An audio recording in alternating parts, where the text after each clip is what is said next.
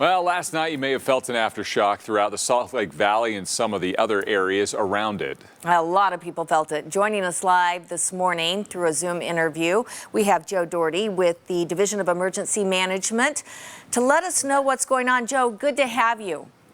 Hey, good morning, guys. I think the big question we're all wondering is this normal? Because it's been a month since the big earthquake that we had, and so to have this aftershock this far out, is that normal? Yeah, so since March, we've been telling people that they should expect aftershocks to continue for weeks. And now weeks is a pretty vague term. We knew that absolutely within 2 weeks we would have a lot of felt aftershocks. 4 weeks, we were pretty certain that that would continue, and they may even continue for a few more weeks after this. Okay, so we know that Utah prepares a lot for earthquakes much larger than this. Do we know that with a 4.2, how much damage would we expect, if any at all? Yeah, fortunately, a 4.2 is something we would call a light earthquake. So even though people's nerves may be on end because of the earthquakes we've had recently, this is still a light earthquake. We really wouldn't expect any damage to be caused by this quake, although something that was damaged in a previous earthquake could still be rattled loose. So could we still see more aftershocks as a result of this one, since it was this big, a 4.2? I mean, you'd expect maybe 2s or 3s, but could we see another bigger aftershock? Yeah, so bigger aftershock is always a kind of a big category, right? Anything that happens, at least if it's a magnitude smaller than the one we had in March, if it's in that area of magna, most likely it's going to be an aftershock. And by definition, aftershocks have to be smaller than the main quake that happened on March 18th. So yeah, we would not be surprised to have more felt aftershocks continue even after this.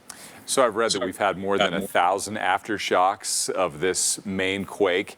What is the state doing about this? Is there anything that needs to be done, or is this just one of those reminders that we all need to be prepared in case there's something larger than the one we initially had? Yeah, at the state level, we definitely pay attention to these things. We actually posted some information at earthquakes.utah.gov last night so that people could get a lot of those frequently asked questions answered.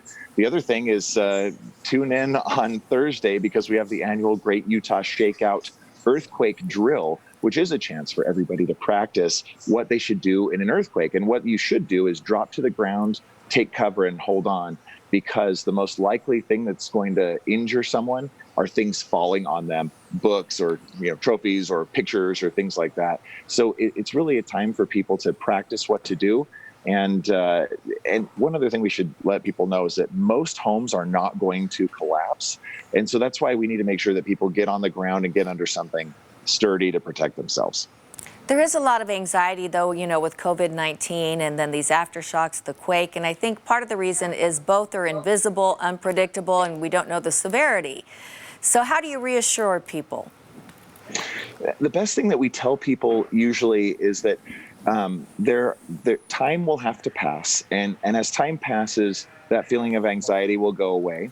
We also tell people that information is really what will be one of their best friends, because as they learn more about earthquakes and they understand what they are, how they're normal, especially in Utah, we're a state that tends to have hundreds of earthquakes every year, although most of them are not felt. But just to know that you recognize the risk that we live with, and then do something about it. Start to build that preparedness. Make sure your water heater is strapped to the studs. Make sure that you've moved anything heavy away from your bed or away from your children's bed, so things won't fall on you in an earthquake. Those are the things that tend to give people a little more reassurance that they will be fine in an earthquake. Now, even in our worst case scenario earthquake, 99.9% of our state's population will survive that thing. So what quality of life do you want to have in the aftermath of an earthquake? A prepared life is one that will be resilient.